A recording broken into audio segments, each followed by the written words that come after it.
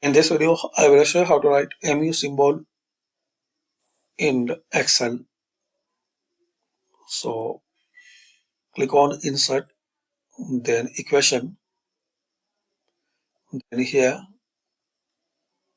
write slash and mu. Then press spacebar one time, slash mu, and press space. And using guys this equation editor, you can write any type of symbol like slash beta, slash theta, slash delta,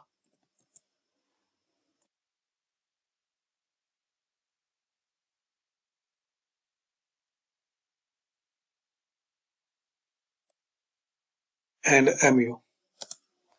Also, you can use this equation symbols. So insert and equation, and here you will find this all type of symbols. Just you have to select it.